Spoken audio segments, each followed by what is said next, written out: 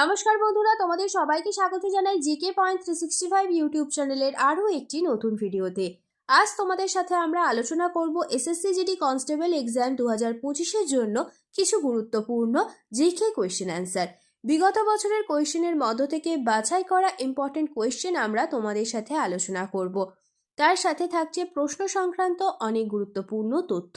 এই যে এক্সট্রা নোটসগুলো তোমাদের সাথে আমরা আলোচনা করছি, এই এক্সট্রা নোটসগুলো তোমরা অবশ্যই খাতাতে নোট ডাউন করে ভালোভাবে তৈরি করবে। এই এক্সট্রা নোটসগুলো কিন্তু তোমাদের খুব হেল্প করবে পরীক্ষাতে, সেই কারণে তোমরা কেউ এই তথ্যগুলো মিস করবে না।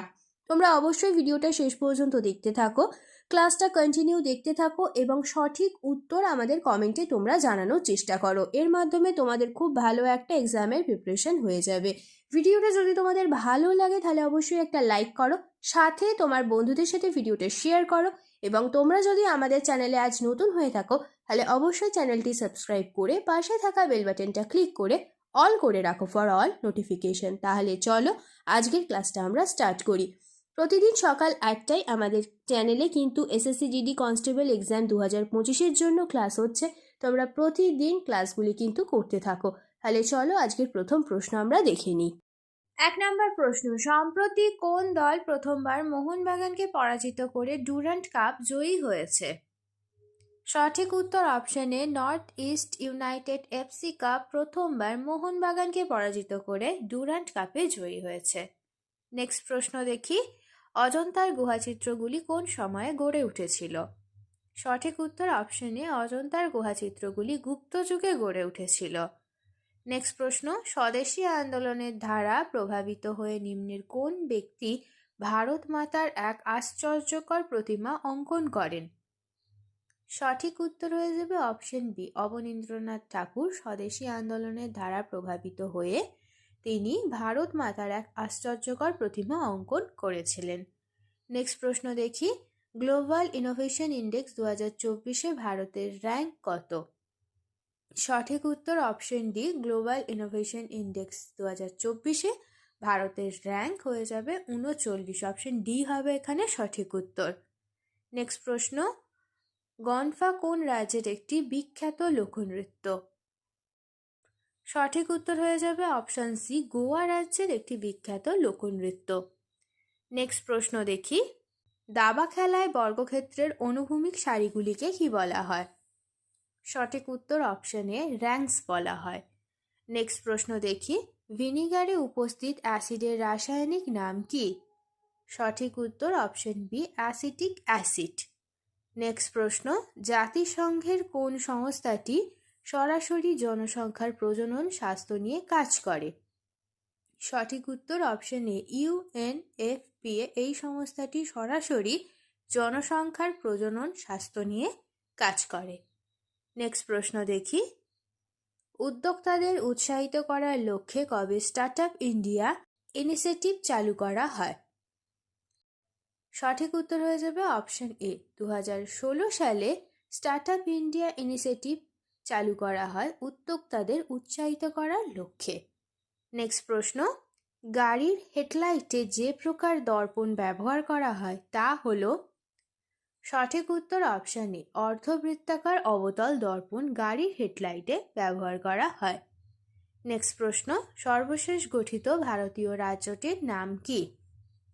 সর্বশেষ গঠিত ভারতীয় রাজ্যের নাম হলো তেলেঙ্গানা। অপশন ডি হবে সঠিক উত্তর।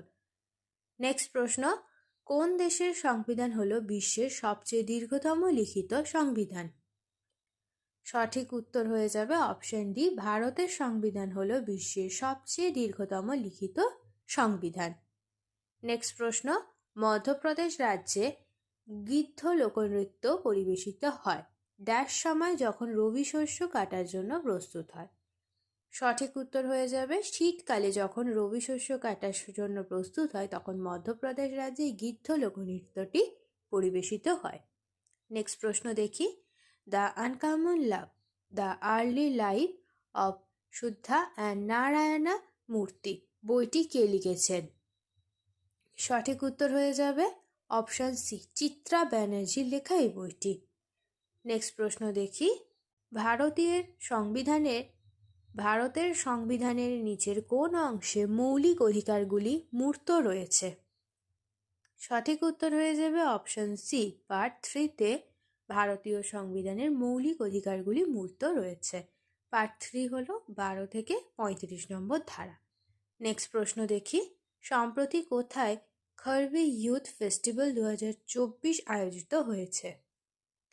সঠিক উত্তর অপশন এ, আসামে সম্প্রতি KYF 2024 আয়োজিত হয়েছে। নেক্সট প্রশ্ন দেখি, নিম্নের কোন বিশ্ববিদ্যালয় 1857 সালে প্রতিষ্ঠিত হয়েছিল? সঠিক উত্তর অপশন এ, বোম্বে বিশ্ববিদ্যালয়। নেক্সট প্রশ্ন দেখি, নিম্নলিখিত সংস্থাগুলির মধ্যে কোনটি ভারতে দরিদ্র সীমা গণনার নমুনা সমীক্ষার সাথে যোগাযোগ করে? সঠিক উত্তর NSSO, অপশন ডি হয়ে যাবে সঠিক উত্তর। নেক্সট প্রশ্ন দেখি, ছত্তিশগড়ের লোহা ও ইস্পাত কারখানাটি কোথায় রয়েছে? সঠিক উত্তর হয়ে যাবে অপশন সি, ভিলাইয়ে। শেষ হলো আজকের ভিডিও। আজকের পর্বে আমরা আলোচনা করলাম SSC GD কনস্টেবল এক্সাম 2025-এর জন্য কিছু গুরুত্বপূর্ণ জিকে কোয়েশ্চেন অ্যান্সারের ক্লাস নিয়ে। তোমাদের যদি আজকের ভিডিওটি ভালো লাগে তাহলে অবশ্যই একটা লাইক করো ভিডিওটিতে, সাথে তোমার বন্ধুদের সাথে ইম্পর্টেন্ট ক্লাসটি শেয়ার করে দাও। তোমরা টাইমের মধ্যে সঠিক উত্তর অবশ্যই আমাদের কমেন্টে জানানোর চেষ্টা করো। প্রতিদিন সকাল 8টায় আমাদের চ্যানেলে SSC GD কনস্টেবল এক্সাম 2025-এর জন্য ক্লাস হচ্ছে এবং সন্ধ্যা 7টায় WBP KP কনস্টেবল 2025-এর জন্য ক্লাস হচ্ছে। তোমরা প্রতিদিন এই ইম্পর্টেন্ট ক্লাসগুলি অবশ্যই দেখতে থাকো, ক্লাসগুলিতে অংশগ্রহণ করো, সঠিক উত্তর তোমরা অবশ্যই আমাদের কমেন্টে জানানোর চেষ্টা করো। তোমাদের যদি আমাদের ভিডিওগুলি ভালো লাগে তাহলে অবশ্যই লাইক করো, সাথে তোমার বন্ধুদের সাথে ভিডিওগুলি শেয়ার করো এবং তোমরা যদি আমাদের চ্যানেলে নতুন হয়ে থাকো, এখনও পর্যন্ত যদি তোমরা আমাদের চ্যানেলটি সাবস্ক্রাইব না করে থাকো তাহলে অবশ্যই চ্যানেলটি সাবস্ক্রাইব করে পাশে থাকা বেল বাটনটা ক্লিক করে অল করে দাও ফর অল নোটিফিকেশান, যাতে সবার প্রথমে আমাদের ভিডিও নোটিফিকেশান তোমাদের কাছে পৌঁছে যেতে পারে। আজ এই পর্যন্তই, দেখা হচ্ছে নেক্সট ভিডিওতে। তাহলে চলো তোমরা ততদিন আমাদের ভিডিওগুলি আরও ভালো করে দেখতে থাকো। ধন্যবাদ।